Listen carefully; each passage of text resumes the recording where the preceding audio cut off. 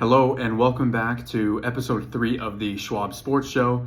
Wanted to give you guys a chance to really soak in week 1 of the NFL. I know it's been a few weeks since I've done an episode. I did have a couple of you guys asking, is it coming back?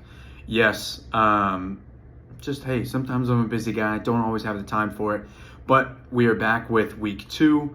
As I'm sure you've seen by the title, we are going to be going over just a few key takeaways from every NFL game in week 2.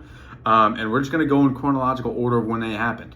As you can see, rocking the Peyton Manning jersey as the Colts are 2-0 for the first time since I was 8 years old.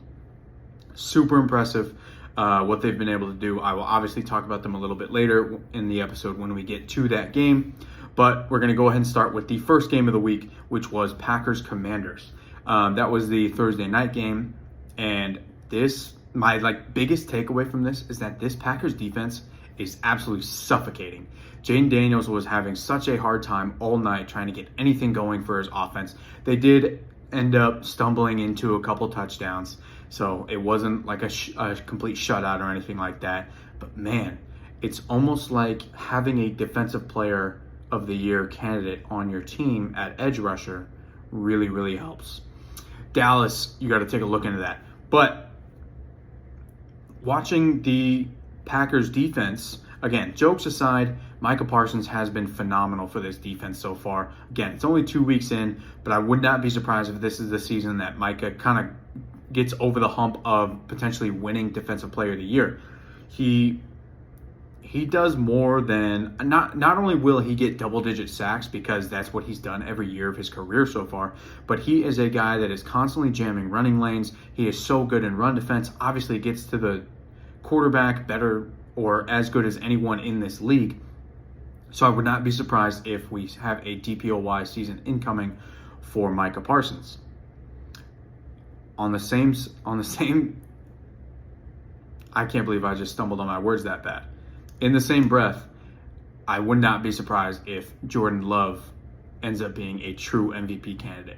The only thing that really held him back last year was the amount of turnovers that he had. Now, if Toyotathon was something that could extend for the entirety of the football season, Jordan Love would be a multi-time MVP and multi-time Super Bowl champion. But Toyotathon, unfortunately for Jordan Love, is only a few weeks during the NFL season. If you are unfamiliar with what I'm talking about in reference to Toyotathon, the quick backstory is that during Toyotathon, where obviously Toyota does huge car sales on all their makes and models, Jordan Love is probably the best quarterback in the NFL. And it's happened the last couple of years now. It's unexplainable.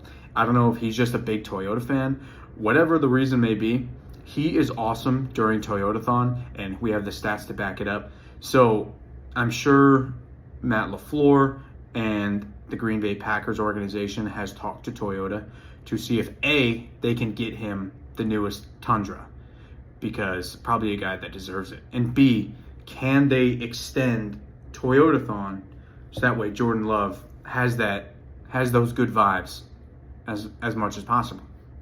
But all jokes aside, Jordan Love looked sharp in this game. He looked sharp in week 1, and I think LaFleur could be coming for a Coach of the Year as well. And I know it probably just seems like I'm just doing a lot of Packers glazing right now, but I think so far this has been the best team in football. They have done a phenomenal job against two super potent, high-powered offenses that we had last year in the Lions, shutting them down week 1 and then shutting down Jaden Daniels and the Commanders, obviously fresh off a NFC Championship appearance. Two really good offenses that were just shut down by the Packers. Packers are looking, to me, right now, if I were to pick a team to win the Super Bowl, right now it's the Packers. I would predict a Packers-Bills Super Bowl because obviously I'll talk about the Bills a little bit later as they were awesome against the Jets, but those are the two best teams in football to me right now. I was still impressed with Jaden Daniels, though, considering that he was under constant pressure with the unrelenting pass rush of the Green Bay Packers. He was still putting the ball in out of harm's way, was still able to get the ball to his receivers. And granted, a lot of times they just weren't making the plays. Noah Brown had a couple crucial drops in this game. They need to target Terry McLaurin more. I believe he only had 9 targets in this game. And as a fantasy manager with Terry McLaurin on one of my teams, Jaden, look for that guy more. Just sign him to a huge extension. Which, speaking of the extension, I can't help but think, what the hell does this offense look like without Terry McLaurin? Remember, they had that back and forth where they didn't want to sign him and they were thinking about it, and there were, of course, trade rumors around Terry McLaurin. Could you imagine if they didn't end up re-signing or if they did trade Terry McLaurin and they have to trot out there every week with a 3-headed monster of Deebo Samuel and Luke McCaffrey and Noah Brown and Zach Ertz, who, shout out the old man, but did catch the late 2-point conversion in this game. But how bad would that offense be with those 3 guys as your top 3 receivers? So shout out to the Commanders for re-signing Terry McLaurin in the offseason. But throw that guy the ball more. He's called Scary Terry for a reason. Next game, Ravens-Browns.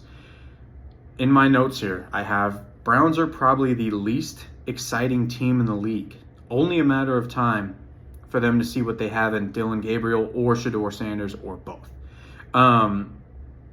I will preface this by saying I was really impressed with what their defense did, especially in the run game against Derrick Henry. Lamar Jackson did not get too much as a runner of the football this game. He was, of course, dicing them up. Had a few uncharacteristic overthrows in this game, stuff going towards the sidelines. Not Lamar's best game. I'm sure he wants a few throws back from this one. But I was still pretty impressed with the Browns' defense as a whole and what they were able to do specifically against Derrick Henry.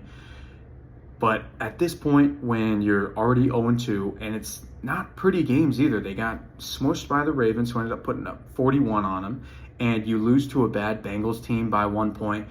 Now, I understand that the Browns kicker missed an extra point and a field goal. Maybe they win that game if those get made. But the Browns just aren't exciting, and Joe Flacco's just getting beat up behind this offensive line. I think you just have to do the fans the service and the team the service of seeing what you can do with Dillon Gabriel or Shedeur Sanders. I'm not here to promote any agendas of Shedeur, and I know there's a lot of talk about him constantly because he's a Sanders, and maybe he should have been drafted higher, maybe he shouldn't have been drafted at all, anything like that. But I am always going to be an advocate for when your team's losing and probably not going to be a playoff caliber team, give the young guy a shot, see what they can do. And that goes for my Colts as well with Anthony Richardson. Of course, I was going to pull in the Colts whenever I could. But Ravens, still obviously a Super Bowl contender. It was just a super uncharacteristic loss from them last week. You don't expect Derrick Henry to fumble late in the game like he did. But Zay Flowers has looked awesome. DeAndre Hopkins has been a much-needed wide receiver 2, with Zay taking that wide receiver 1 spot. So I'm really happy with what that offense looks like right now, and they're going to continue getting better. That defense, again, is just amazing. I think that is maybe the second best defense in the league right now. I think the Bills would like a word as well, with Packers being the number 1 in my eyes.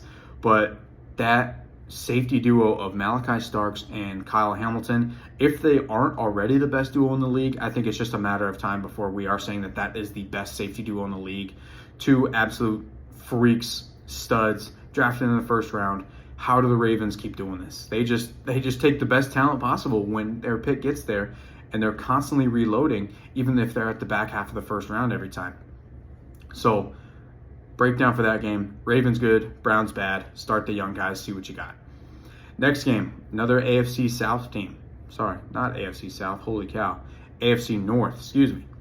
Bengals versus Jags. Right away, this offense that, of course, is being led by Trevor Lawrence and now coached by Liam Cohen, looked a lot better than some of the stuff that we saw last year. My only concern with the offense is A, the inconsistency of Trevor Lawrence. He still likes giving the defense a couple Christmas presents every game. And B, getting Brian Thomas Jr. and Travis Hunter, you got to get those guys touches more. Travis Hunter Jr., by the way, just won Heisman if you guys didn't know. And did I accidentally say Brian Thomas Jr.? Obviously, I meant Travis Hunter if I accidentally said BTJ.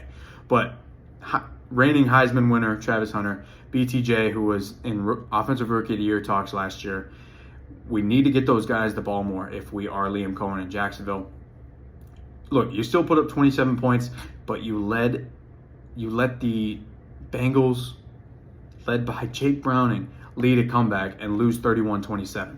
Not a great look for the defense, although my sneaky dark horse defensive player of the year, Trayvon Walker, looked awesome in this game. He is somebody that's just quietly gotten better every year, and if my memory serves correct, I believe he actually has 10 sacks so far in the last. He has 10 sacks the last 2 years, I believe, except for his rookie year, I want to say. Somebody's going to fact check me. But Trayvon Walker's looked awesome so far in his career. He just goes kind of unnoticed because he's one of the least talked about first number 1 overall picks ever, especially within the last 15 years or so. So Trayvon Walker really good at football. And that defense just has to improve, especially, again, you can't be letting a comeback effort be led by Jake Browning and have them succeeding. So, but overall, I do like what we saw. Just got to be more consistent from Trevor Lawrence. Next game, okay, full transparency. If you guys want me to be fully transparent, fully honest, I had already recorded about a half hour of this, and my stupid phone wanted to let me know that I got an email from PayPal, and it cut off my last recording. So these first few games, if it seems like I'm not super excited to talk about them, I am. I'm just mad that I already talked about them. Now I have to do it again. But Giants, Cowboys, back-to-back weeks now to start the NFL season that we've had a potential game of the year. Now, obviously, Bills, Ravens takes the cake so far. But Cowboys, Giants is a close second with my new favorite, maybe my new favorite nickname ever, Brandon Aubrey, Plan B, being the hero for this game. Obviously kicking the field goal for them to force overtime and then kicking the game-winning field goal in overtime. Brandon Aubrey's a stud. He's a cheat code, 60+. Every time he nails one from 60+, looks like it'd be good from 75 or 80. That's a freaking athlete, and I believe he probably starts the trend of going to MLS players to sign as kickers for NFL teams, because if he could do it, why aren't there a few other guys that can? I thought the Giants' offense looked a lot improved. Hudson, I'm recording this Monday night, Tuesday morning, depending on where you are in the time zones, I guess. I cannot believe Hudson has not been let go yet and still has a job and is still employed by the New York Giants. 4 straight plays this guy had some sort of penalty, whether it was holding, false start, had a unsportsmanlike conduct in there. And at one point in the broadcast, after I think his either third or fourth of that same drive, the announcer himself goes, "No way." After the referee said it was on number 55. No way. Which, again, and if I was Dable, I'd be saying the same thing. No way the same player just committed his 4th flag. Again, they were various different penalties, but 4th penalty in the same drive. Surprised he's still on the roster. But I think we are at a point where Russ Moonballs are just fucking back. When he's bombing it to Malik Neighbors like that, Neighbors is catapulting himself into, at least for me, top 5 talks for wide receivers in the league. And I know there's always a lot of talk about who is wide receiver you and quarterback you and tight end you, whatever position you want to name. It's really hard for me to not say LSU is wide receiver you. I know Ohio State has produced some studs. They are definitely number 2. But LSU just has the top end talent. The top 2 wide receivers in the league right now, whoever you want to put, 1 or 2, it doesn't matter to me. I think they're kind of interchangeable depending on the kind of receiver you want. But Justin Jefferson and Jamar Chase are a clear 1 and 2.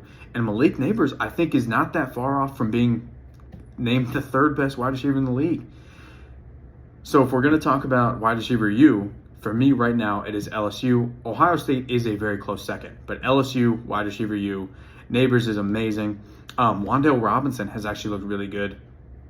And again, we're getting to a point where Russ just understands that that's the best part of his game, that deep ball. And he's just going to lob it up to those guys. Wan'Dale Robinson finished the game with like 142 receiving yards, something like that. Malik Neighbors finished, I think, with 167. I mean, these guys are just firing on all cylinders right now. Gotta love what you're seeing from the offense. I wish we got a little better performance from the defense, though. I know the game went to overtime, but to let up 40 points, as I saw from my Notre Dame Fighting Irish this weekend, if you let up 40 points in a game, you're probably losing. The defensive line combination of Dexter Lawrence, Kayvon Thibodeau, Brian Burns, and Abdul Carter needs to be on the field as much as possible. That has the potential to be the best defensive line set in the league, and they're not playing nearly as many snaps as they should be. I think we are seeing, though, a MVP caliber season from Dak.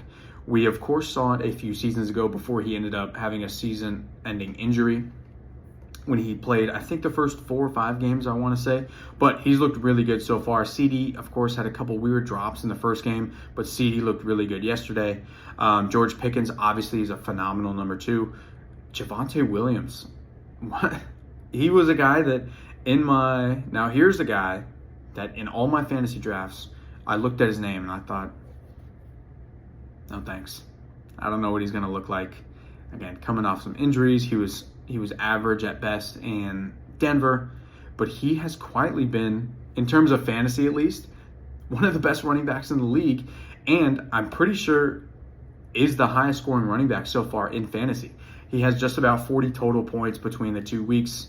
Comes out, I want to say he's at 38.7, something like that, because he's averaging almost 20 points per game. So shout out Javonte Williams, but when you put him behind an offensive line as good as the Cowboys is, a guy that with that natural talent is going to produce. So really excited to see what the Cowboys have cooking right now in Arlington. But moving on to Lions-Bears, huge bounce back for Detroit. They obviously were kind of curb stomped by Green Bay last week. So to put the 50 bomb on the former OC Ben Johnson, I think it's kind of just almost like a little bit of a cherry on top to just say, hey, yeah, we're back. We know what happened last week against Green Bay, but we're here to stay. We're still a Super Bowl contender. We're still one of the best teams in the NFC. On the Bears side of it, though, really the only good thing to come out of this game, Rome Odunze. That guy is really fucking good at football. So shout out him. Couple touchdowns. Maybe Washington's wide receiver U. Just kidding, because the other couple guys haven't been doing too much. McMillan had a couple nice games, but Rome Odunze is awesome. And I think there were people that were just way too quick to pounce on them thinking that the Bears could be really good this season. And it's like, I get it, right? Because they have, no matter what you think of Caleb Williams, I think is the guy that just gets way too much unwarranted hate in the league for being a second-year quarterback who obviously has insane potential and crazy raw talent. He's just still honing in on some of those finer skills in the game. So I'm a big fan of Caleb Williams. I think the pairing with Ben Johnson will work out in the long run. Nobody should have expected it to come within one offseason of them working together, especially in a tough NFC and a tough NFC North. The Packers and Lions, to me, are both still Super Bowl contenders and should still finish at the top of the NFC. I'll get to the Vikings a little bit later, but I think from top to bottom roster-wise, I think the Vikings are still a better team and more proven coach right now than what the Bears have. So I think people were just too quick to jump the gun on how good they thought the Bears could have been. It wasn't going to be an overnight change. I think the Bears made the right move in getting Ben Johnson. Pairing him with Caleb Williams is just going to take some time. They're going to have some obvious growing pains this season because now Caleb Williams has had 3 offensive play callers in his last 3 years. So it's going to take some time, give him some time to ride the ship. Maybe they can get a running back that can actually see the holes that their improved offensive line is giving him. DeAndre Swift, again, somebody that is not super impressive to me, and I hope they get a true RB1 in there soon to take off some of that weight from Caleb's shoulders. But can we talk for a second about Isaac Tesla? This guy is contested catch merchant. He had another couple in this game. Where do they keep finding these guys? The talent and skill development of the Lions over the past few years with general manager Brad Holmes and, of course, Dan Campbell at head coach needs to be studied. These guys have been awesome at drafting and developing talent the last few years. And remember when so many people made fun of them for taking Jahmyr Gibbs as high as they did in the first round, and now he's probably a top 5-6 running back in the league. And then Brian Branch has been awesome, and Sanders has been awesome. Tesla they found late, and just these guys that they're able to continue to keep drafting and developing, they're going to be set up for years of success. And obviously we're seeing it now, as to me they are one of still the best NFC teams. Do they win a Super Bowl? It's tough for me to say that now for what happened week 1 still, but to put up a 50 bomb against anybody is still super impressive. So, Patriots-Dolphins next game. How quickly does Mike McDaniel get fired? They obviously look like turbo dog shit week 1 against the Colts.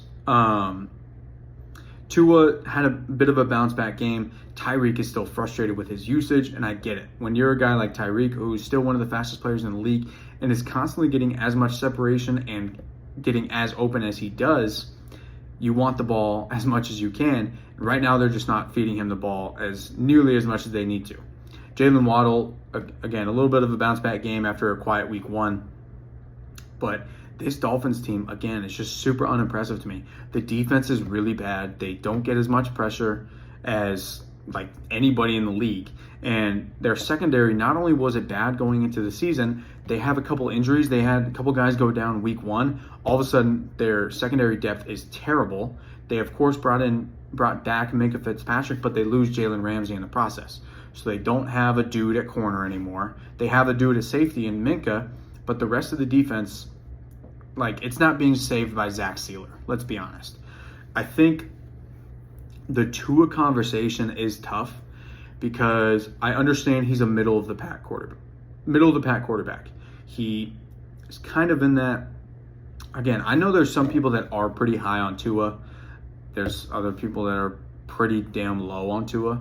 But to me, he falls anywhere in that like 13 to 17, 18 range. That middle ground is super like switchable for me. But I would say he, again, very middle of the pack. Anywhere, if you had him as high as 13, I'd be okay with that. If you had him like 20, 21, that's probably fine too. The tough part about it though, there is no immediate upgrade. Who can you go out in the offseason and say, all right, yep, this guy can be better than what Tua's given us so far? He's not on the roster right now because as much as I do like the pure raw talent from Quinn Ewers, I think he just made too many kind of boneheaded mistakes as a player in college when he was leading one of the best teams in the country. It can't be Quinn Ewers.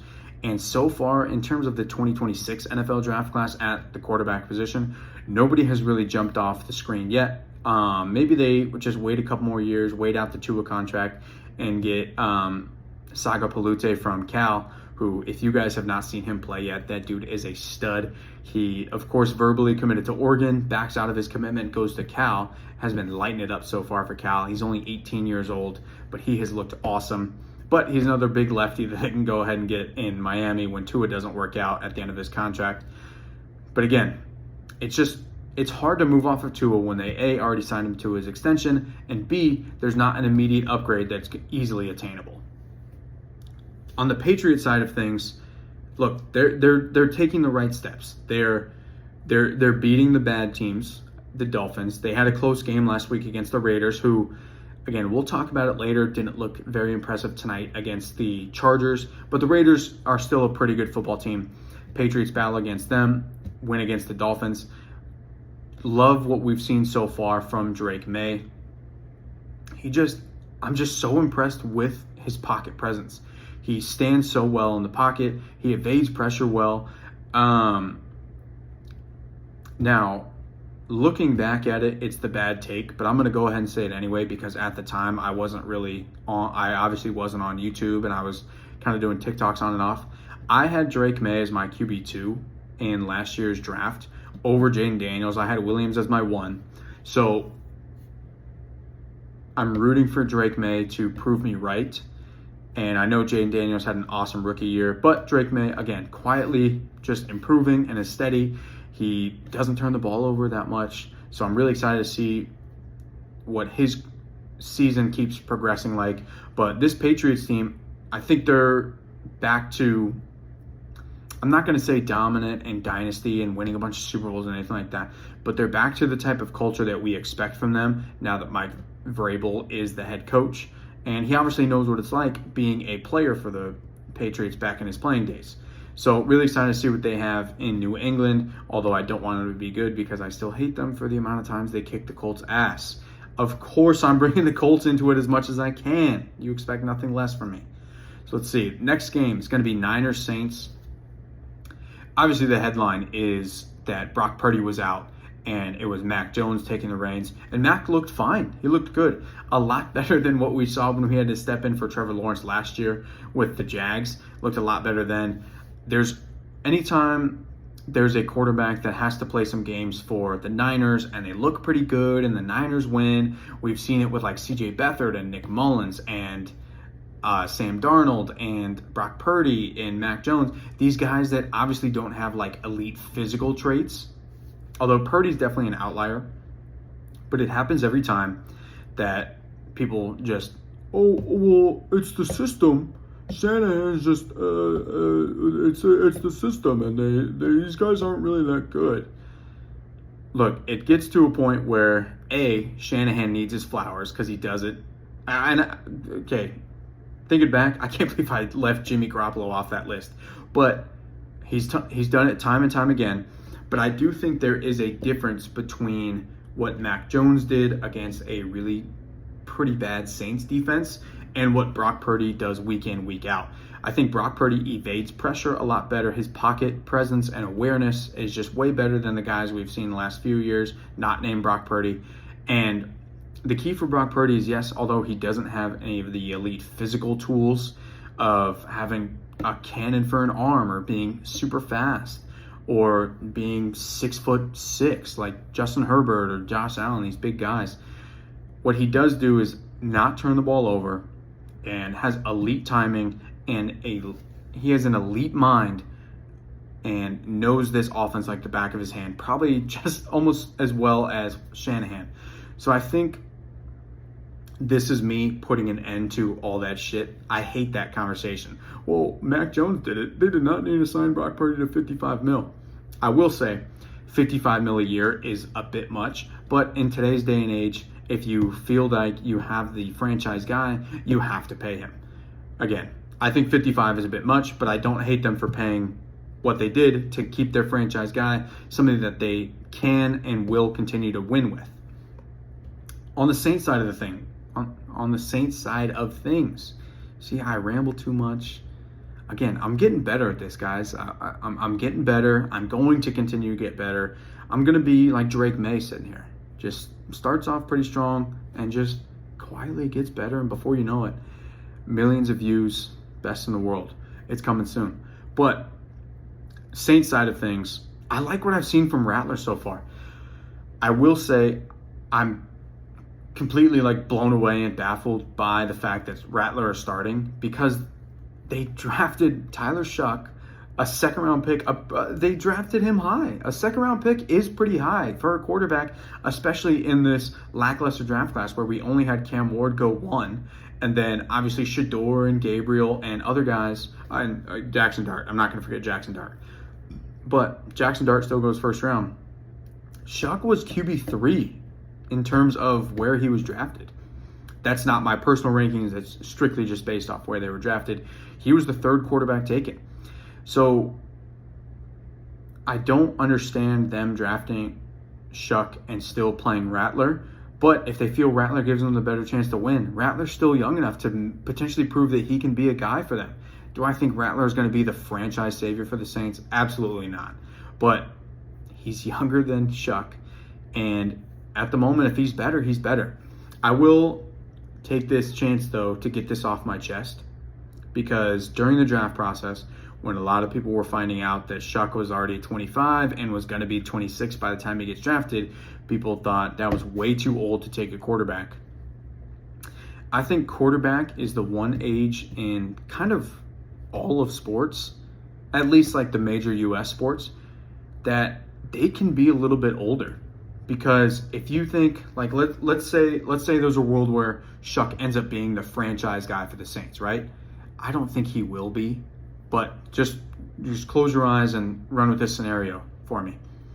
If Shuck ends up being the franchise guy and he signs that second contract after his rookie deal, and he's there 8, 9, 10 years, who cares that he's already 26? He's going to be, like, again, 34, maybe 35 by the time that second contract is up, and he's been their guy, and they've gotten a chance to build around him for that 8 to 10 years. So by the time, again, if he ended up being the franchise guy, he's like 34. We see quarterbacks now that are still 34. Patrick Mahomes is already 30, and obviously he's the franchise guy. And again, nobody clip that and make it seem like I'm saying Shuck is the next Mahomes. It's not at all what I'm saying. I'm just saying in terms of quarterback development, it's okay that they're a little bit older because A, they get hit the least compared to other positions, and that position can get older and still be a viable option for them. Now, my other thing about his age, quarterback development is a staff problem. It's not always solely on the quarterback himself. Now, if they think Shuck can be the franchise guy, that's why you take him high, that's why you take him in the second round, then it becomes a quarterback problem. It's not, oh, he's 26, he can't develop. No, it's can the coaching staff help him develop? We've seen with young guys, okay, I'm getting on a crazy tangent, but we've seen with young guys like, okay, my Colts, Anthony Richardson does not get the development he probably needed. Maybe he ends up being a franchise guy for the Colts if he gets the proper development. They threw him into the fire too quickly when obviously he needed more time to sit and learn behind a veteran. Look at Jordan Love. Look at Patrick Mahomes. These were guys that were able to sit behind a veteran and now have turned themselves into some of the best quarterbacks in the league. I do think that one of the outliers is Josh Allen. He tends to be an outlier for a lot of things because statistically was one of the worst quarterbacks of all time through his first couple of years in the NFL. Now, obviously, he's a reigning MVP and arguably the best quarterback in the league. So Josh Allen is an outlier, but it gets to a point where quarterbacks, the development isn't fully on the player. It's a lot to do with the coaching staff as well. Do we think that Matt LaFleur with Jordan Love and Andy Reid with Patrick Mahomes and Harbaugh with Lamar Jackson helps? Hell yeah, it helps. It's not just 100% Patrick Mahomes turning into one of the best, if not the best quarterback in the league, you know? So if Kellen Moore and the rest of that offensive staff think they can really tap into the potential that Shuck still has, even though he is an older rookie, who cares that he's 26? If they can develop him, they can develop him. If he ends up being the franchise guy, then they get a chance to build a team around him, hopefully contend. Do I think he's going to be the franchise guy? No, I don't think he's that good. But can the coaching staff develop him? I liked what I've seen so far from the Saints offense with a lackluster amount of talent. I think that offensive line is young and getting better. So whatever quarterback it ends up being, whether it's Rattler, whether it's Shuck, whether it's somebody, if they end up drafting somebody else again in this upcoming draft, whoever it is, as long as you feel confident in the head coach Kellen Moore and the offensive coaching staff to develop a quarterback, I like what I've seen so far.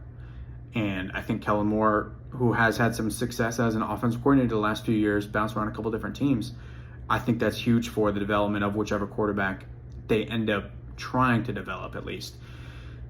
I can't believe the team I've talked about for the longest so far was Saints-based.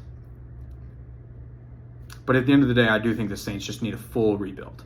They have aging talent on the defensive end, or the defensive side of the ball, I should say. And I'm just not excited about them. I wouldn't be surprised if they end up with the number 1 pick. But next game, Bills-Jets. If you want me to be entirely honest, I don't have too much to say about this game.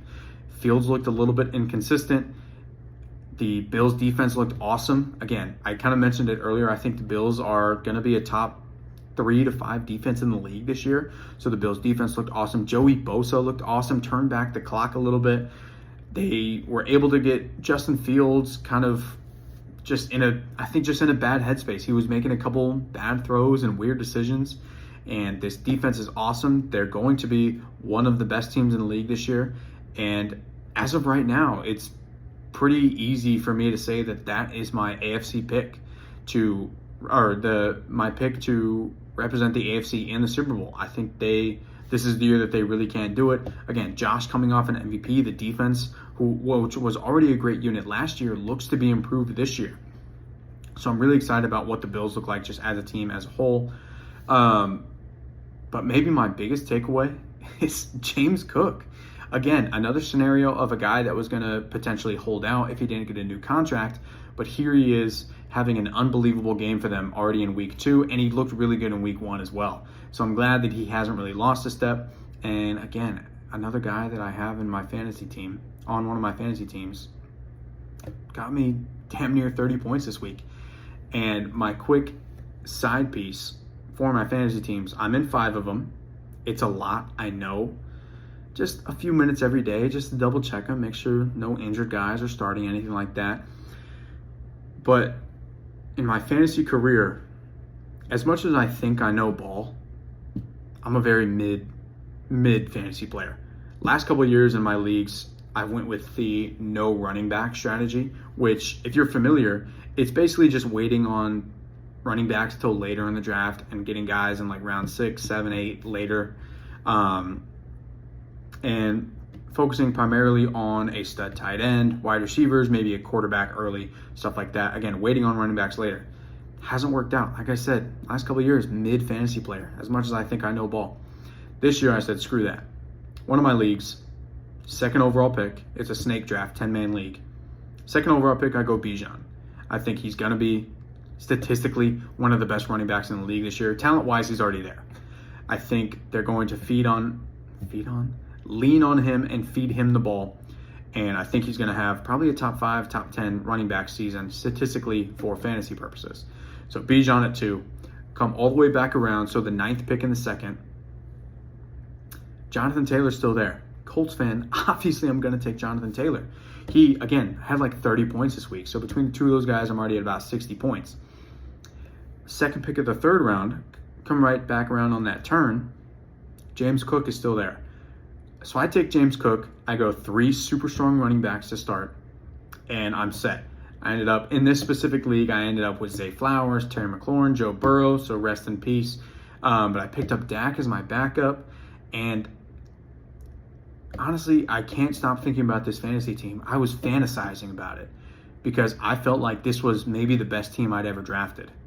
With Dak, who, no matter how anybody thinks about him as a pure quarterback on the field, fantasy-wise, Dak is one of the best quarterbacks in the league. Consistently puts up 20-plus points a game and is going to be perfect for this team. Hopefully leads me to a championship in this league. But again, going back to Commanders real quick, I need us to throw to Terry a little bit more, guys. Zay Flowers, awesome. Keep feeding him. Keep feeding my 3-headed monster at running back in Bijan and JT and James Cook, who I guess the Bills are calling him Jimbo, so maybe I can start calling him Jimbo. Maybe I switch that on Sleeper app. But that's my quick fantasy rant about how I said to hell with it with the no running back strategy. Went 3 guys that I think could very easily finish in the top 10, top 15. Next game. Finally getting to my Colts and Broncos, okay? This one had a wild ending. If you guys saw it, the Colts were lined up for about a 60-yard field goal. Spencer Schrader, who at this point in his NFL career has yet to miss a field goal. So lined up for a 60-yard field goal, kicks it wide right. Shit. Colts just lost. Oh well. Broncos are a good team. Why would I think we were going to start 2-0 for the first time since I was 8 years old? But turns out there was a flag for leverage. If you are unfamiliar with what that call is, it's basically when a defensive player on the defending team has a player that lines up basically on the long snapper, and for lack of a better term, fondles him a little bit. Can't do that. He is what they call a defenseless player. So get the leverage call. So get a few yards up, get a second try at the kick. Spencer Strader knocks it right down the middle, gives Colts, again, the first 2-0 start since I was 8 years old with Peyton Manning.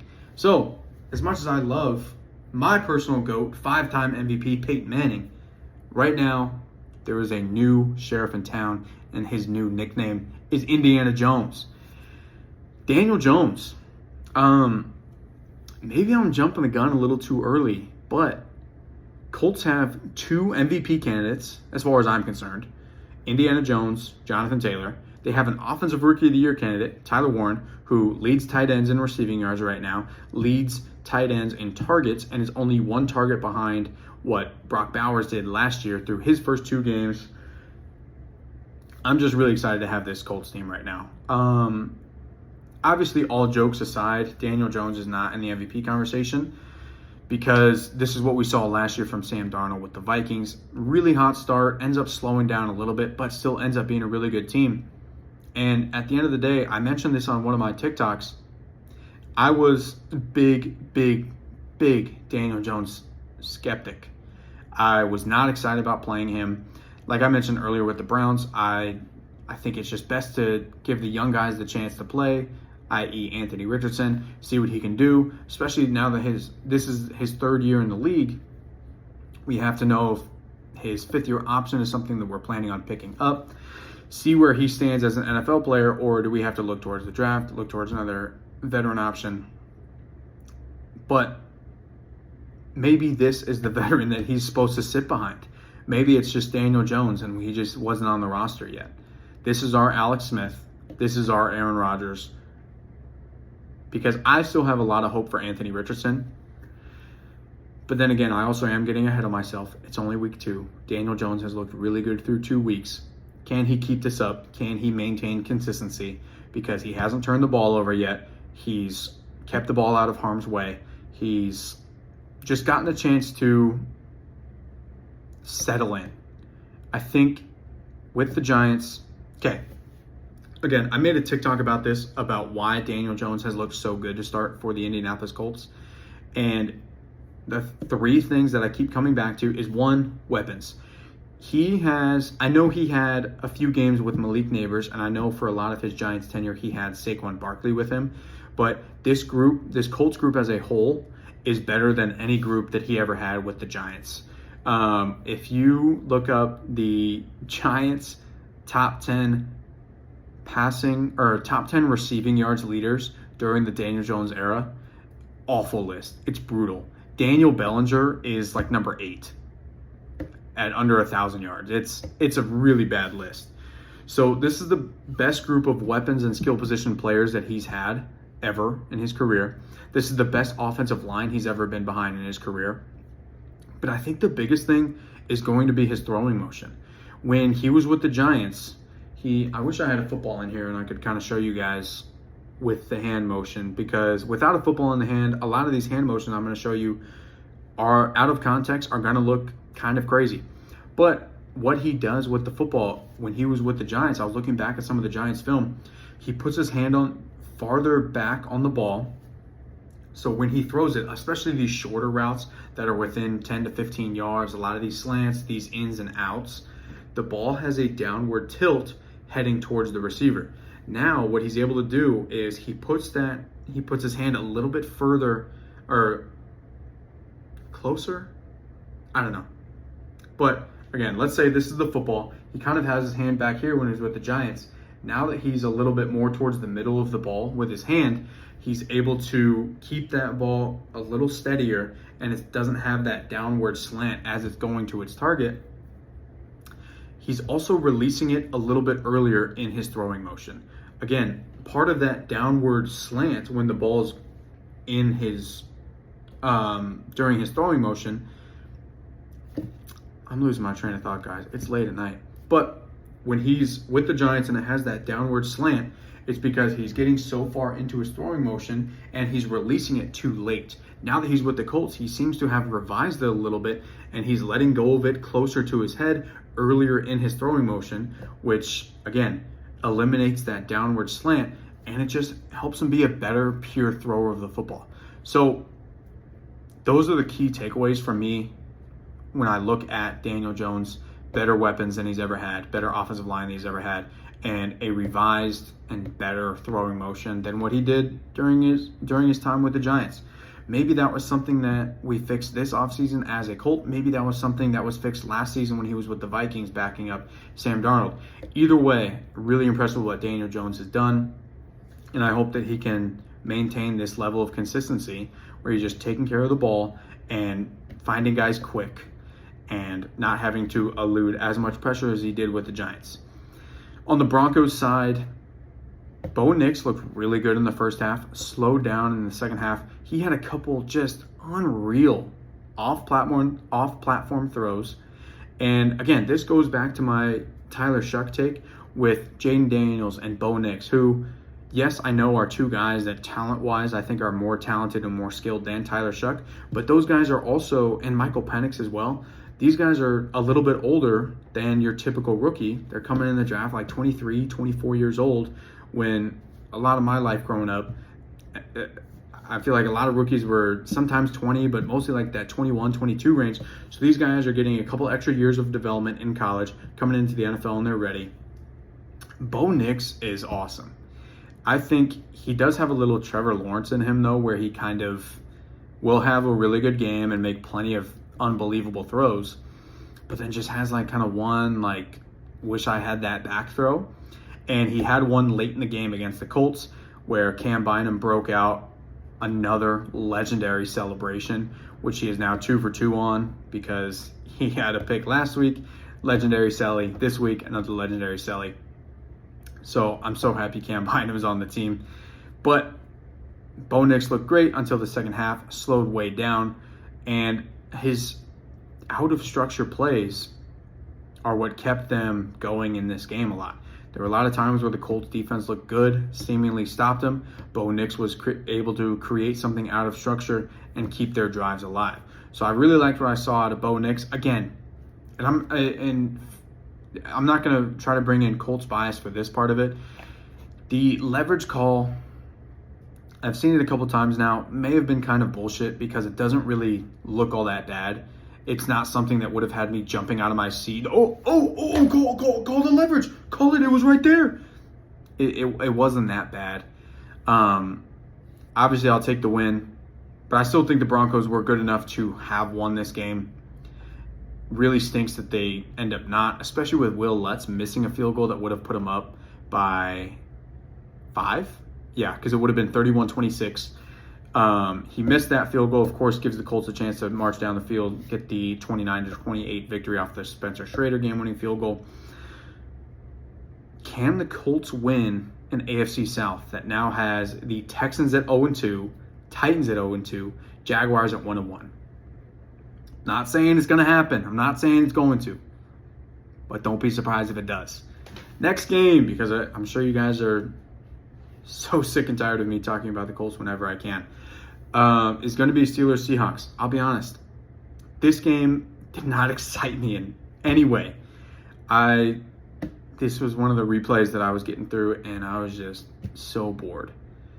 But my couple main takeaways from this is that, A, the Seahawks quietly can sneak under the radar and win the NFC West. I think they have the defense to do it. I think the offense has already had improvement from week 1 to week 2. JSN is looking like a real wide receiver 1. They have a great two-headed monster in Charbonnet and Kenneth Walker, who they will kind of bounce back and forth between the two of them, giving them touches. But I like what the Seahawks look like against the Steelers. Although I will say, someone please tell Caleb Johnson how the new kickoff rules work. If you guys did not see this, the new kickoff, if the ball goes untouched, you have to kind of think of it as like an onside kick, right? After it hits that 10 yards, it's free game. So Caleb Johnson decides to not take the return, just lets it sit in the end zone. A Seahawks player goes and dives on it in the end zone, touchdown Seahawks. Caleb Johnson, all you got to do is just like make some sort of attempt for it, catch it, knee it, something.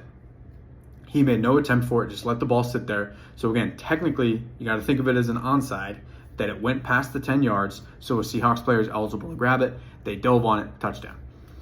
That was kind of a turning point in the game. The Steelers ended up not having a ton of momentum after that. Although I will say, however old he is, Aaron Rodgers, he's still got it, man. You can notice a difference, obviously, between his scrambling and his movement ability since coming back from that Achilles injury. Arm talent is still there. He had an absolute dot to Pat Freiermuth, I believe it was, where he was rolling to his right, had to scramble because the pocket collapsed, rolls to his right, unbelievable on the all-22, drops it right in the bucket for Pat Freiermuth, and Freiermuth unfortunately is unable to catch it. Would have put him in the red zone, I believe, would have put him in, what am I trying to say here? Holy hell. But yeah, would have put him in the red zone. Pat Freiermuth unfortunately drops it.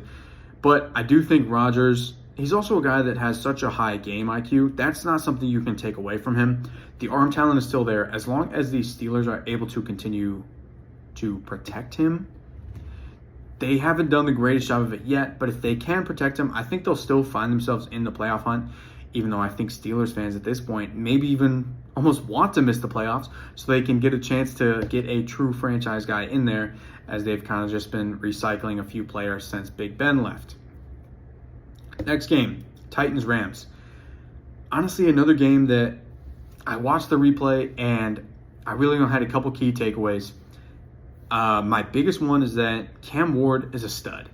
I really like Cam Ward. I really hate that Cam Ward is in the same division as the Colts, because I'm not looking forward to seeing him a couple times a year, every year. I think he's just going to gash us. My other Titans take is that I wouldn't be surprised if Callahan is let go after this season. He just felt, when they made that hire, it felt like the desperate hire, right? Rewind, go back in time a little bit to when they hire Callahan and they have Will Levis, who, again, didn't show anything like incredibly promising during his rookie year, but enough to be like, all right, well, let's see what he can do year two. So they bring in Callahan, who obviously was the OC for the Bengals when they had one of the best offenses in the league with Burrow throwing to that elite receiver core. But it just didn't pan out. And now that they have Cam Ward, maybe the front office ends up liking the duo of Callahan and Ward enough to where they keep Callahan. But I would not be surprised if Callahan finds himself on the hot seat and finds himself as a free agent coach come this offseason. It just felt like, at the time, the desperate hire. The Rams, on the other hand, they look really good. As long as Stafford is healthy, he's in that Aaron Rodgers tier for me, where even if he's a little bit older than most other starting quarterbacks, still has an elite arm talent. I think Devontae and Puka can very well become the best receiving duo in the league this year. Other guys to mention up at the top of the list, obviously the Higgins and Chase with the Bengals, and I think Jordan Addison coming back, Addison and Jefferson, and A.J. Brown and Devonta Smith. But Devontae Adams and Puka, that is a sick pairing. That team is awesome. The offense looks great. Blake Corum has even shown some really good stuff as the running back 2 behind Kyren Williams, and Kyren Williams is still great. The defense looks awesome with how well they've drafted the last couple of years. So I'm just super excited for the Rams. It's tough for me to put them as a true Super Bowl contender, but they are one of those teams that if you are a Super Bowl contender, if you are the Lions, the Eagles, the Packers, any team like that, you are scared to play the Rams just because they can go off at any given time. They just have plenty of talent, and they are well coached, who, in my eyes, I think McVay is probably the second best coach of the league. I still give the nod to Andy Reid. Sean McVay is my second best coach of the league. Moving on, Cardinals-Panthers. I am sick and tired of Maserati Marv not getting the touches and the targets he deserves. You draft that guy super high in the draft for a reason. Throw him the ball as much as you can. If you're not going to, how do you feel about Anthony Gold? bring Marvin back to Indy. Whatever it takes. We'll give you Anthony Richardson. If you think Kyler Murray's not your guy, I'll give you Anthony Richardson. But give me Marv, fulfill the prophecy, because he needs to be more involved than he is right now. My biggest thing, because I put it in my notes here, he only had 5 targets. Trey Benson had 6. I think Trey Benson is super talented, and I think is probably going to be the running back for a few years after James Conner. But there's no world where Trey Benson should be getting more targets than Marvin Harrison. So I think the Cardinals just need an offensive coordinator upgrade, and especially against such a weak Panthers defense to only put up 27, again, which is good. You will win most NFL games if you can put up 27 points. But I feel like the offense has the potential to be way more explosive with the dynamic playmaker of Kyler Murray, who gets way too much hate in my eyes. Kyler Murray is still a very capable, very good quarterback, and I think a lot of teams would kill to have him. I think the Dolphins would kill to have Kyler Murray over Tua, if I'm being 100% honest with you. I think one comparison that's been drawn to the Colts a lot, and again, come on, guys. You should have known by now I was going to bring the Colts into this somehow. A lot of people are saying the Colts are just this year's Saints because of the 2-0 start, and the offense looks great. Last year, if you don't remember, the Saints started 2-0, and again, the offense was awesome. They started against the Cowboys, who didn't have a great defense, and the Panthers, who obviously were not good last year. I do think, though, the Cardinals are closer to being last year's Saints than the Colts are, just because they've played 2 teams that I think are going to be bottom feeders in this league. Week 1 was obviously against the Saints, where they Spencer Rattler almost led a comeback against them. But they squeak out the win against the Saints, and then week 2, obviously, they get the win against the Bryce Young. Almost brought the Panthers back in this game. He has just started his career so inconsistently. And I think we obviously expected more from a Heisman winner who has been talked super highly of about his processing for the game, his mental awareness, everything like that. What doesn't help is 2 of his offensive linemen hitting the IR, Corbett and I can't believe I'm blanking on the name of the other Panthers offensive guard. It's Damian Jones. I was literally picturing his face in my mind. But that certainly doesn't help. Bryce Young came alive in the second half, and he looked really impressive in the second half, but it's this slow start that keeps killing him. It was a slow start to the entire season last year where he looked really good in the second half of the season. This game, it was just down to a smaller scale where he started bad, didn't look great in the first half, had a couple good throws, but didn't look like what the Bryce Young that we had in the second half of last season looked like. And then, again, turns it on in the second half, looks really good, but it was just not enough because of the slow start. I'm very glad that they were able to get Tedero McMillan in there. He had a couple big plays in this game. That guy is a stud. He is a dog, whatever you want to call him. That dude has it. He can make all the catches. Great route runner, can get separation. He seems to be the total package. And I think to give him an NFL comparison, I know obviously now he is in the NFL, but to give him a comparison, I see a lot of Mike Evans, just big body, catches pretty much everything that comes his way. Maybe not the fastest player, but just gets open, catches the ball. So I think Cardinals do look good. I think they can definitely be a playoff team. I think it's just keeping up the consistency. Okay, I'm sure you guys are tired of me saying consistency. And for those of you that know me, that you know that I coach kids volleyball as well. I tell my kids all the time, it's all about consistency. I'm not worried about what you do when you're the best player in the world for one game. I'm worried about if you can be one of the best players in the world for multiple games every single time. That's what makes, obviously, Josh Allen so great and Patrick Mahomes so great, is because there are guys that are able to put the same product out on the field multiple times and pretty much every single time.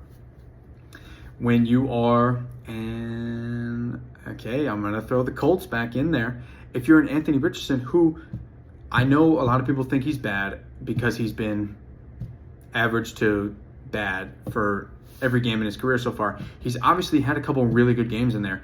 It's just the consistency. With Bryce Young right now, it's just the consistency. When you can string those good games one by one by one and keep that momentum going through each game, that's when you're going to start finding success. So consistency is something that you guys have heard me say a bunch of times during this episode so far, but it's like, I think one of the biggest things in sports, if you can be consistent, you're going to, it's just going to help you be more successful. Eagles Chiefs Super Bowl rematch. This game, is it just me or was it kind of a dud? I think the Eagles are just, they've gotten to the point where they're so good it's not fun because they don't have a lot of back and forth. I mean, they went a little bit back and forth last week with the Cowboys, just because Dak, I think, is a super underrated quarterback and could potentially be in MVP talks this season. But the Eagles are just, they kind of play a boring brand of football, but at the end of the day, they fucking win games. And that's all that really matters. They need to be able to get into the playoffs. They're going to have one of the best defenses in the league like they have the last couple of years, especially now that Jalen Carter isn't getting suspended at the first freaking play of the game. But the Eagles just aren't admittedly like a super fun watch, but they win games. I will say, I do think Jalen Hurts just gets way too much hate. I understand that he's not going to light it up on the scoreboard through the air with 400 passing yards and 3, 4, 5 passing touchdowns. A lot of this stuff comes underneath. It comes on the ground game. But at the end of the day, Jalen Hurts is a winner. He's coming off a Super Bowl. He won a ton of games in college as a starter. He's won a ton of games in the NFL as a starter so far, and he just won the Super Bowl. I think Jalen Hurts just gets too much hate. And it kind of brings me back to what I said earlier about Brock Purdy. When you have the quarterback that you think is the franchise guy, even if it seems like an overpay because quarterbacks get paid all the money in the world, if that's your guy, that's your guy. He was able to take them to 2 Super Bowls now, win one of them. I'm a big fan of Jalen Hurts. I just think he just gets way too much hate for what he does bring to that team, even if the passing stats don't jump out of you every single game. I really am a big fan of Jalen Hurts. So I like what they're able to do as long as they can keep winning games the way they are. Chiefs, on the other hand, how good does Patrick Mahomes need to be to get them out of this rut? Now, they have a game against the Giants coming up this week. I think that can kind of be the signature turn it around game for the Chiefs, which they've had the last like 2 or 3 years now, where they are like good, not great. They don't seem like the team that can win Super Bowls and have won a few of them. But then they have like a get right game where everything starts to click a little bit more. I don't know if it's going to be this game against the Giants just because they still don't have Rashee Rice, who, if I can go off on another quick tangent, as you guys know that I do, them wearing free Rashee Rice shirts, the other Chiefs players, like as they're warming up, is just insane to me. I will very rarely comment on like political and legal stuff on this because I want this to be like purely sports. But guys, he was going like 120 miles per hour in a car, smashed into like 4 or 6 other cars, injured a bunch of people, almost killed a bunch of them. And now we're just wearing free Rashee Rice shirts. It's a little bit weird to me. Again, talent-wise on the field, he can be a wide receiver 1 for this team. So I think the offense is going to open up a lot more when he is back from his suspension, when Xavier Worthy is back healthy, when Travis Kelce gets his mind off planning a wedding and is able to lock back in on what happens between that 100 yards on that field. So the offense has obviously looked a little stagnant, get kind of shut down by the by the Chargers last week, get shut down again by the Eagles this week. Can Patrick Mahomes turn into Superman? That's essentially what's needed right now for this team. The defense is just not getting as much pressure as you'd like. Teams, of course, aren't throwing at Trent McDuffie because he's one of the best in the league. But outside of Trent McDuffie, their secondary doesn't really strike fear into anybody right now. Chris Jones, of course, is still a dude, and they have a really good linebacker group. I like Drew Tranquill, Golden Domer. I like Bolton. I like Leo Chanel. So they have a solid front 7, but they just have a couple guys that are rushing the passer that just aren't getting home and aren't getting as much pressure as you'd like. And I think that's really the root of their problems, because at the end of the day, I trust Patrick Mahomes. And even the last few years where it's like, oh, well, this might be the worst Chiefs team we've seen since Mahomes was drafted. oh, this Chiefs team doesn't look as great as this Chiefs team from the past year. We've heard that the last couple of years now. They still have Super Bowl appearances. They still get it done when it matters most, and they still have Patrick Mahomes, who, to me, is still the best quarterback in the league. I'm totally listening to an argument for Lamar or Josh, but Patrick Mahomes, to me, right now, is still the best quarterback in the league. It's just tough when he doesn't have the help that we all expect him to have.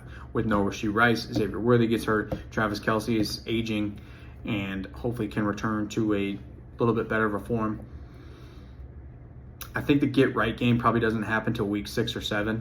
Not trying to make the meme. I'm just lining that up to when Rashee Rice comes back from his suspension. But I'm sure you guys have heard enough of Chiefs and Eagles just because those are two teams that get talked about a lot on the rest of YouTube and the rest of ESPN and all those talk shows. So, moving on to Falcons-Vikings. Again, just another boring game that, honestly, I don't have too much to talk about it. Although JJ was unimpressive. I obviously liked a lot of what we saw week 1, where he had that second half comeback where he was responsible for 3 touchdowns, 2 through the air, 1 on the ground. He looked really good week 1, but then again, it's against the Bears defense, who just let up a 50 bomb to the Lions, and JJ looked worse against the Falcons, who have a better defense than the Bears. And he looked like a rookie quarterback. In my eyes, he is a rookie quarterback because obviously he didn't play during any regular season games last year because of his injury. I do think people are too quick to jump the gun and say, oh, see, I knew he was bad. Oh, yeah, he shouldn't have been drafted that high. Guys, this is the second game of his career, and he looked flustered like a rookie quarterback does. I'm not too worried about it. I still think he has the talent. I just think maybe he was a guy, again, he was a really young quarterback coming in. So I think he just needed the year of development. Maybe he needed another year this year. I do think it's a little bit tough when Aaron Rodgers wanted to be there and they said, no, we're going to run with McCarthy, when maybe it's looking like he did need the other year, the second year of development. But JJ McCarthy, I think, will be fine. And we saw what happened last year with Sam Darnold. He statistically turned into one of the better quarterbacks in the league last year. I think he ended up leading or being top 3 in passing touchdowns. I'm not saying that's what's going to happen with JJ this year. I'm just saying he's in the right place to develop and just continue to get better. He has an elite receiving core he's throwing to. Unfortunately that Darisaw is out right now, but one of the better offensive lines protecting him. They have a great defense led by Brian Flores. Hopefully Cashman can return soon. The Vikings team as a whole, obviously, still a great team. They're not good enough for me, and JJ McCarthy definitely holds them back, but they're not in that upper echelon for me of NFC teams. I still think, of course, the Eagles, Packers, Lions, and probably Rams are kind of that top 4. Maybe you can throw a fully healthy Niners team as that 5th. Hopefully I'm not completely blanking on anybody and looking like an idiot, but they're not yet in that upper echelon. Just remains to be seen how McCarthy can keep progressing this season. Again, liked what we saw week 1. Week 2, subpar so far, but in my eyes, still a rookie. He's going to have those rookie growing pains. Falcons, I'm still just waiting for this offense to pop. We obviously saw that Michael Penix was one of the best quarterbacks in the country when he was at Washington. You give him the weapons that they have right now. Kyle Pitts, who looked good in week 1, had some good catches in week 2 as well. So Kyle Pitts, I know, has kind of been a joke or like a big time meme, especially in the fantasy world where people were jokingly taking him in like the first round of their drafts. But Kyle Pitts has looked pretty good. Drake London looks good. They still have Darnell Mooney, and they obviously have Bijan Robinson, who's talent-wise one of the best running backs in the league. They have a solid enough offensive line. I'm just waiting for this offense to really wake up. They haven't impressed me through the first 2 weeks of the season so far, when I think they have the potential to probably be a top 10, 12 offense, which I guess is not saying too much because it is only a 32-team league. But I think they can be a lot better than what we've been shown so far. So I'm just waiting for them to take that leap.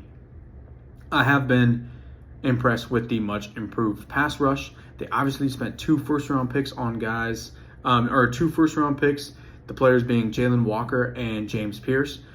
2 first-round picks. They traded back up with the Rams, so now the Rams have an extra first-round pick next year. So we'll see how that shakes out for them. But pass rush looks a lot better. They have guys making plays in their secondary. I'm really excited that Golden Domer Xavier Watts got his first career interception this weekend, so I'm really happy for him. But Falcons, I thought, could be the team that kind of made the leap into winning the division, but it seems like as of right now, maybe the Buccaneers end up running away with that division because Saints going to be bad, Panthers going to be bad, Falcons will, again, only 2 weeks in, so I really don't want to jump the gun or jump to any conclusions on anything. But as of right now, Buccaneers seem to be running away with that division.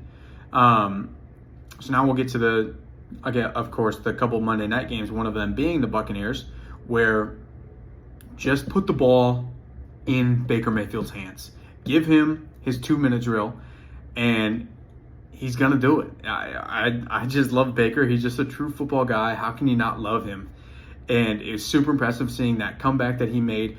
I really love the 1-2 punch that they have at running back right now with Rachaad White and Bucky Irving, who's been a stud so far. They are just a well-rounded team. We are, of course, waiting for Tristan Wirfs to get back, being healthy, and that offensive line coming back to full strength. But they have a lot of guys on defense that I'm excited about, and that receiving core is just sick. They have Chris Godwin. I did not mean to mention him first. That was just the first name that popped into my head because I know he's injured right now and he'll probably come back like mid-season. But Chris Godwin, when he comes back, Mike Evans and Emeka Egbuka and Tyler Johnson, shout out the Gopher, Jalen McMillan. They just have a bunch of dudes that are, and like Cade Otton, who I think is like one of the more underrated tight ends in the league. I love me some Cade Otton. But I just really love this team that they've built in Tampa Bay. And when you give just a pure football guy like Baker a chance to get a clean pocket, which he didn't have too much when he was in Cleveland, he's going to make plays. And a lot of those plays so far have been going to Emeka Egbuka, who is probably running away with Rookie of the Year. Would love to see, of course, my Colts shout. I'd love to see Tyler Warren end up in that mix, which as of right now he probably is. But Emeka has just been unreal to start. He's already at 3 touchdowns, had 2 in week 1 for them. So he's looked really good. Really excited to see what that offense looks like. The defense is doing enough. They were able to limit the Texans today. I think the offense probably has to carry a little bit of the load for the defense, or for that whole team, just because the defense hasn't been as good as we'd like. But overall, just a team that I'm super excited about because of Baker Mayfield being at the helm, and it feels like he's really started to settle in with that team. The Texans, on the other hand, we got to protect C.J. Stroud. I mean, if he's going to be hit as much as he is and under as much pressure as he has been, it's going to be really hard for you to win football games. And they're now 0-2 when a lot of people thought that this could be kind of a bounce-back year after C.J. Stroud, who was still good last year, but didn't live up to the hype of what his rookie year was, had a little bit of a sophomore slump. They thought, all right, well, this is the bounce-back year where he gets right and the receiving core looks good and the defense looks better with some of the guys that they've drafted. But they're 0-2, and as I'm sure a lot of you guys have seen it by now, the stat going around, and most notably for the Chiefs as they also started 0-2, their teams that start 0-2 only end up making the playoffs 10% of the time. So it's a rough path to get back into playoff contention. I do trust the talent, though, of C.J. Stroud. I trust the coaching of DeMeco Ryans. I think they will end up finding themselves back in the playoff mix. Although, as a Colts fan, I hope they do not. I hope they stay winless. Although that would mean they get a really good draft pick, but hopefully they mess that up too. But again, for them, it's almost Chiefs-esque of like, we expect the offense to be really good. It hasn't been yet. Do we just see them have like a get-right game at some point in the season, a few games in, where they just, okay, we're firing on all cylinders. Stroud is making every throw to every one of his receivers. They're spreading the ball. Mixon comes back. He's looking good. Nick Chubb, who scored today, I hope is a fine backup running back at this point in his career. But can the offense just get back to what we expect it to be to start winning those football games? Last game, I promise, because I've rambled enough. Chargers-Raiders. Herbert again, it was tough because I didn't have a platform at this time. I thought Herbert was an absolute stud. I wanted the Colts to take him when he was coming out of the draft. Love me some Herbert. I think he's catapulted himself into a top 5 quarterback. So to see him have these couple good games, I guess, I don't know if I need to thank Jim Harbaugh. I get them mixed up. I don't know if I need to thank Jim Harbaugh more or Madison Beer more, but Justin Herbert has looked awesome these first couple games, and it finally feels like he has a team talented enough around him to succeed. We obviously saw when they made the playoffs a couple years ago, and they had that horrendous game against the Jacksonville Jaguars where the Jaguars came back from down 27 points, and Herbert gets way too much shit for that game specifically. Guys, he does not play defense. Yes, I know it would have been nice if the offense ended up scoring another touchdown or two, or maybe another field goal or two to ice that game.